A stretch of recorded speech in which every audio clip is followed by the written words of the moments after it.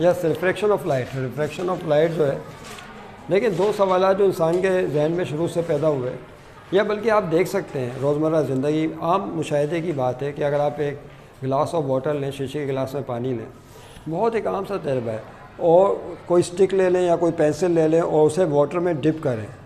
जब आप गिलास ऑफ वाटर में पेंसिल को डिप करेंगे तो ये सब तो तिरछा आपको नज़र आ रहा है, ठीक है, पेंसिल का जो बाहर वाला हिस्सा है, लेकिन जो अंदर वाला पोर्शन है पेंसिल का वो आपको बैंड नज़र आएगा वाटर में।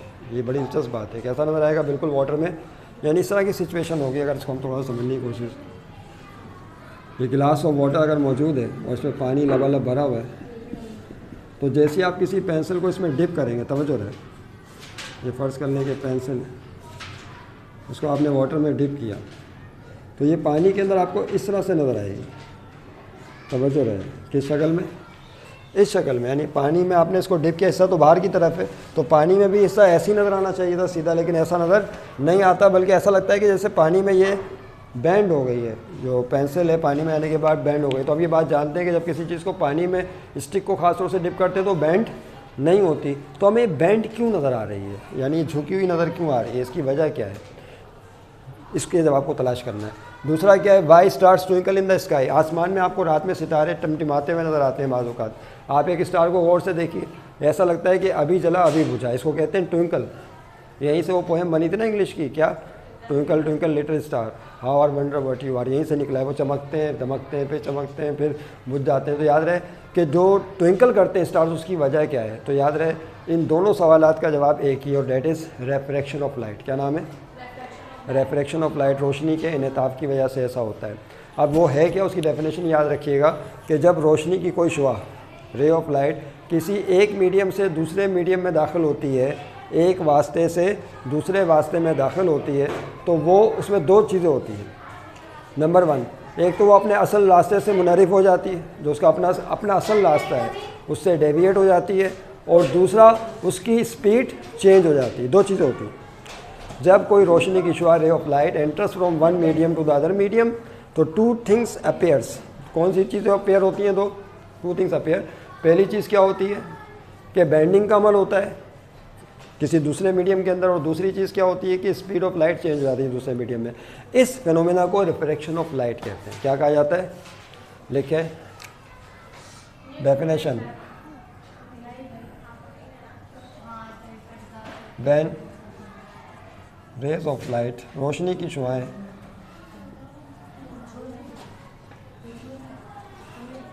Enters from one medium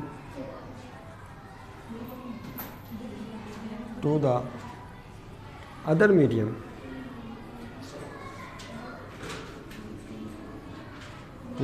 medium, number one, it deviates, these deviate होगा, these deviate from their original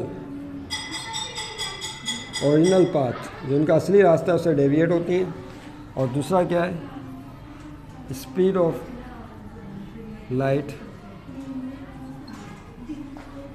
changes into the other medium,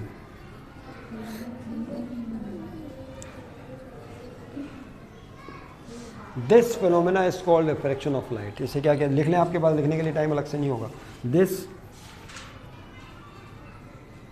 phenomena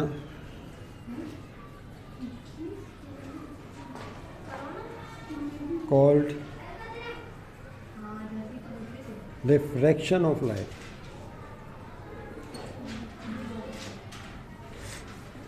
इस अमल को क्या कहते हैं? रिफ्रैक्शन ऑफ लाइट कहते हैं। तो दो चीज़ें होती हैं, एक तो ये कि रोशनी अपने असल रास्ते से मुनहरिफ होती है, डेविएट करती है दूसरे मीडियम में, और दूसरी चीज़ क्या बताई कि स्पीड उसकी चेंज हो जाती है दूसरे मीडियम में। इन दोनों फिनोमेना को कहते हैं refraction of light. Note this down please, this is called refraction of light.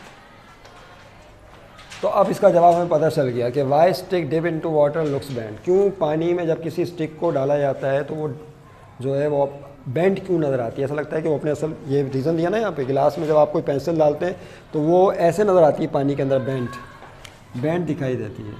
उसकी वजह क्या बताइए, रिफ्रैक्शन। तो अब इस सवाल का जवाब आपको पता चल गया। Is that clear? Okay.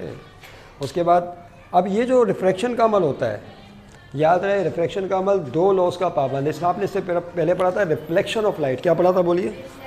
Reflection में क्या होता है, रोशनी एक मीडियम से जब दूसरे मीडियम की सतह से टकराती है तो पलट कर वापस आ जाती है, इसको तो रिफ्लेक्शन कहा था।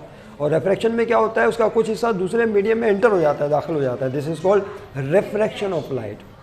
तो अब जिस तरह रिफ्लेक्शन दो कवानीन का पाबंद था, बिल्कुल इसी तरीके से जो रिफ्रैक्शन ऑफ लाइट का प्रोसेस होता है ये भी टू लॉज को फॉलो करता है। हेडिंग डालें laws of refraction of light, laws of refraction of light, जिसको हम नेक्स्ट वीडियो में डिस्कस करेंगे। Laws of refraction of light.